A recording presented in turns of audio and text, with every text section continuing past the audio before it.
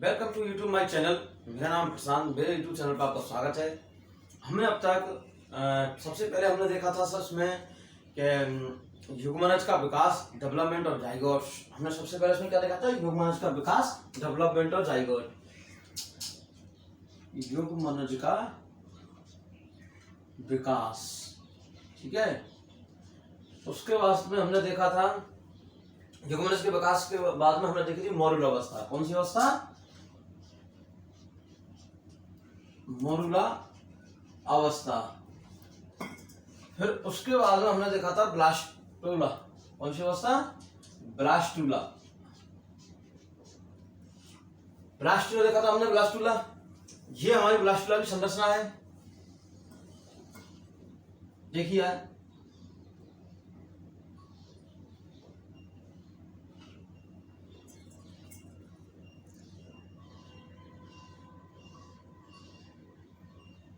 ठीक है, ये हमारी क्या है? ब्लास्टूला की संरचना। अब देखो इसमें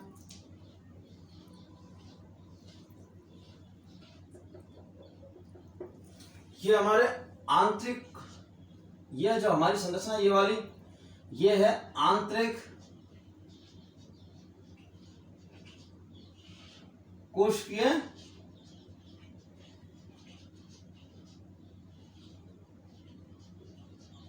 समूह। क्या है ये? आंतरिक कोशिकीय समूह। ये जो हमारी संरचना ये है ब्लास्टोसील गुहा। ब्लास्टोसील गुहा, ये वाली संरचना। और ये ऊपर वाली संरचना ये है ट्रेफोब्लास्ट। क्या है संरचना? ट्रेफोब्लास्ट।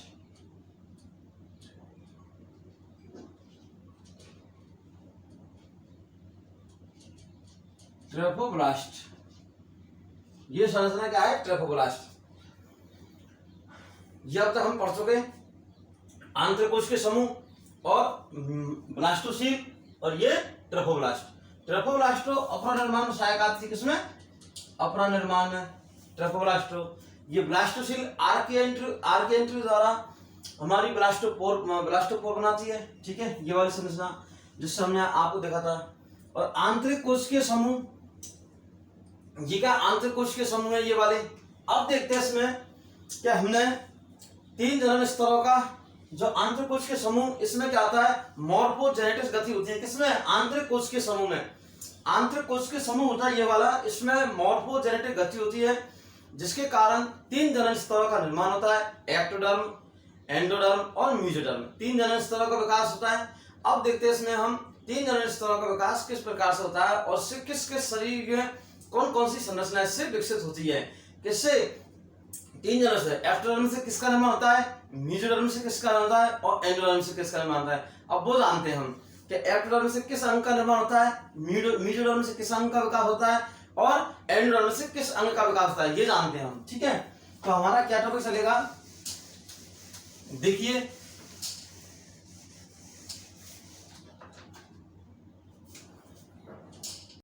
देखो, 3 जनन स्तरों का भविष्य। इनका 3 जनन स्तरों का भविष्य हम पढ़ रहे हैं। 3 जनन स्तरों से किस जनन स्तर से किस अंग का विकास होगा। जैसे एक्टोडर्म से किसका निर्माण होगा, मेसोडर्म से किसका और एंडोडर्म से किस किस अंग का हमारे का निर्माण होगा। देखिए चलते हम पढ़ते हैं। देखो, एक्टोडर्म से हमारे पूर्ण तंत्र का निर्माण होता है। किसका? पूर्ण तंत्र का निर्माण होता है या विकास होता है। क्या निर्माण होता है? किसका? पूर्ण तंत्र का निर्माण होता है। किससे? एक्टोडर्म से। और दूसरा एक्टोडर्म त्वचा का निर्माण होता है। किसका? त्वचा का निर्माण होता है। किसका? त्वचा का निर्माण होता है। एक्टोडर्म से त्वचा का निर्माण होता है। किसका निर्माण होता है? त्वचा का निर्माण होता है। किससे? एक्टोडर्म से। एक्टोडर्म से किसका निर्माण होता है? त्वचा का निर्माण होता है। ठीक है, शरीर का सबसे बड़ा अंग, अगर हम क्वेश्चन से पूछा जाए कि शरीर का सबसे बड़ा अंग कौन सा है, हमारी है त्वचा। शरीर का सबसे बड़ा अंग कौन सी क्या है? त्वचा, स्किन शरीर का सबसे बड़ा अंग है। ठीक है, नेत्र का अधिकांश भाग, नेत्र का क्या? अधिकांश भाग का विकास होता है। किसका? नेत्र के अधिकांश भाग का विकास या निर्माण होता है। किसका? नेत्र के अधिकांश भाग का निर्माण या विकास होता है। ठीक है, दांत के एनेमल परत, जो हमारे दांत होता है, दांत टीथ, उसके ऊपर सबसे भारी परत, जो शरीर की सबसे कठोर परत है या शरीर का सबसे कठोरतम भाग है, कौन? एनिमल परत। क्या है? एनिमल परत, शरीर का सबसे कठोर भाग है और ये दांतों के ऊपर रहती है परत।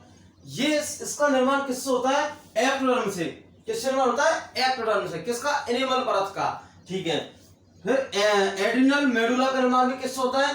एक्टोडर्म से। किससे होता है? एक्टोडर्म से। अब देखते हैं किस किस का निर्माण होता है एक्टोडर्म से। पूर्ण तंत्र का निर्माण होता है किसका? पूर्ण तंत्र का निर्माण होता है किससे? एक्टोडर्म से। त्वचा का निर्माण होता है। दूसरा, नेत्र का अधिकांश भाग का निर्माण होता है किससे? एक्टोडर्म से। और एनिमल परत का या दांत की एनिमल परत का निर्माण होता है किससे? एक्टोडर्म से। और एड्रिनल मेडुला का निर्माण होता है किससे? एक्टोडर्म से। ठीक है। अब देखते हैं मेसोडर्म से। मेसोडर्म से किस किस अंग का विकास होता है? ठीक है। तो मेसोडर्म में एक संयोजी ऊतक का निर्माण होता है किसका? संयोजी ऊतक का निर्माण होता है किससे? मेसोडर्म से। अस्थि और उपास्थि, हमारी जो अस्थि और उपास्थि होती है, इनका विकास होता है किससे? मेसोडर्म से। अस्थि और उपास्थि का। और हमारी पेशियां क्या है? हमारी पेशियां, शरीर की जितनी भी पेशियां हैं, इनका विकास कैसे होता है? मेसोडर्म से। किससे? मेसोडर्म से। ठीक है। हमारे वृषण और वृक्क और अंडाशय, जो हमारे वृषण, अंडाशय और ये होते हैं, इनका विकास किससे होता है? मेसोडर्म से। किससे होता है? मेसोडर्म से। अंडाशय स्त्रियों में मिलते हैं। किसमें? स्त्रियों में मिलते हैं। क्या करते हैं? मिलते हैं किसमें? स्त्रियों में अंडाशय। और वृषण पुरुषों में। किसमें? वृषण पुरुषों में मिलते हैं। क्या? वृषण। और अंडाशय से मिलते हैं स्त्रियों में।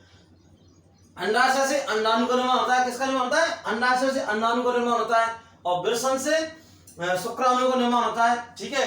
और हमारा हृदय, हार्ट और रुधिर, ब्लड, इसका भी निर्माण कैसे होता है? मेसोडर्म से। और लंग्स, फेफड़े, किसका? फेफड़े का विकास भी किससे होता है? मेसोडर्म से। और हम देखते हैं डेंटाइन। अब देखो, ये आपको कंफ्यूज नहीं होना इसमें। अगर दे दिया एनिमल परत का निर्माण किस भाग से हुआ है, तो हम इसमें देखेंगे एक्टोडर्म से। किससे? एक्टोडर्म से। लेकिन हमें बोल दिया डेंटाइन। क्या बोल दिया? दांत का डेंटाइन भाग। डेंटाइन भाग का निर्माण होता है हमेशा एंडोडर्म से। किससे? वो मेसोडर्म से। सॉरी, हमारे देखो, हमें कंफ्यूजन है। अगर हमें दे दिया कि दांत की एनिमल परत का निर्माण किससे होता है? एक्टोडर्म से। लेकिन हमें दे दिया डेंटाइन का निर्माण किससे होगा? मेसोडर्म की परत से। किससे? मेसोडर्म से। ठीक है। और एड्रिनल बरकूट का भी निर्माण होता है। किसका? एड्रिनल बरकूट का भी निर्माण होता है। ठीक है। अब देखो, एंडोडर्म से। एंडोडर्म में सबसे का निर्माण होता है लिवर का, यकृत का। किसका होता है? यकृत का। यकृत का निर्माण होता है थायराइड ग्रंथि का। क्या होता है? थायराइड ग्रंथि का। शरीर की सबसे बड़ी ग्रंथि है वो हमारी है यकृत, लिवर। शरीर की सबसे बड़ी ग्रंथि है कौन सी है? यकृत, लिवर। ठीक है। थायराइड ग्रंथि से थायरोक्सिन हार्मोन का निर्माण होता है। ठीक है। थायराइड ग्रंथि का निर्माण होता है। और किसका विकास होता है? अग्नाशय का। अग्नाशय अंतःस्रावी बाह्यस्रावी ग्रंथि है अग्नाशय का। और थाइमस का भी होता है। और आमाशय, किसका? आमाशय के अंदर HCl अम्ल रहता है। क्या रहता है? HCl अम्ल भरा रहता है, हाइड्रोक्लोरिक अम्ल। छोटी आंत और बड़ी आंत का विकास होता है। और ग्रसनी और ग्रसिका का भी निर्माण किससे होता है? मेसोडर्म से। तो देखिए, मेसोडर्म से किसका निर्माण होता है? एक तो हमारा निर्माण होता है लिवर का, यकृत का। ठीक है। थायराइड ग्रंथि का, थाइमस ग्रंथि का, और अग्नाशय का, आमाशय का, और छोटी आंत, बड़ी आंत, और ग्रसनी और ग्रसिका का। इनका तीनों का निर्माण होता है। अब देखते हैं कि जो हमारा, अब सबसे पहले हम देखते हैं इसके अंदर कि जो हमारे बच्चे का विकास होता है शिशु का माँ के गर्भ में, तो हम देखते हैं 3 जनन स्तरों का विकास हमने देख लिया। तो इन 3 जनन स्तरों के जैसे हम देखते हैं इसमें कि शरीर का सबसे पहले भाग या शरीर का ऐसा कौन सा अंग या भाग है जो सबसे पहले बनता है। तो देखो, अगर हम देखेंगे, एक कौन सा हमारा मस्तिष्क। मस्तिष्क। क्या है? मस्तिष्क।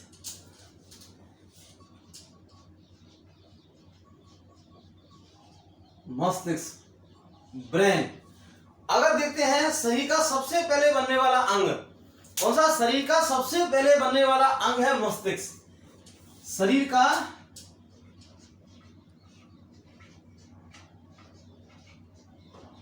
पहले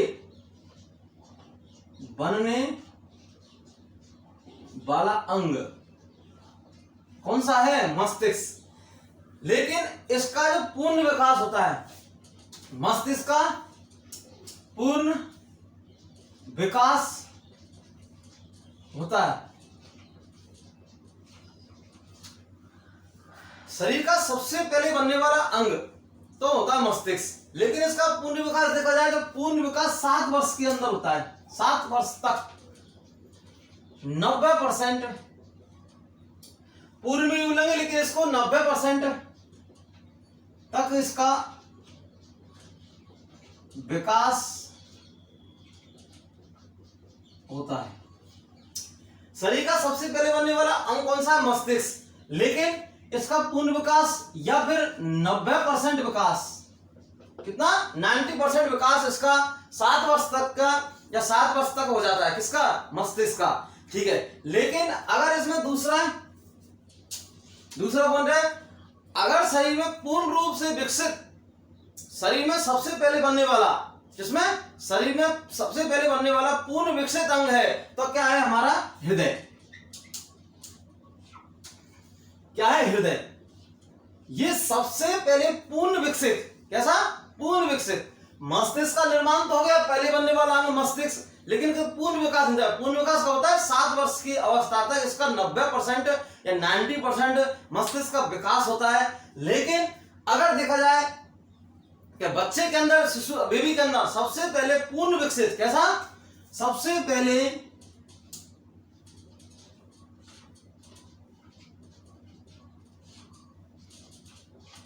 पूर्ण विकसित अगर अंग है तो कौन सा है? हृदय। कौन सा है? हृदय, हार्ट। अगर सबसे पहले पूर्ण विकसित या फर्स्ट पूर्ण विकसित अगर हमारा कौन सा अंग है तो हमारा है हृदय। लेकिन सबसे पहले बनने वाला अंग कौन सा है? हमारा मस्तिष्क। ठीक है, हृदय। और सबसे अंत में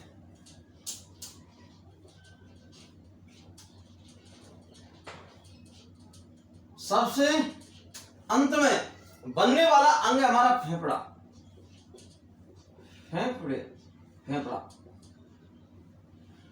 सबसे बाद में बनने वाला अंग है हमारा कौन? फेफड़ा। लंग्स। क्या है? लंग्स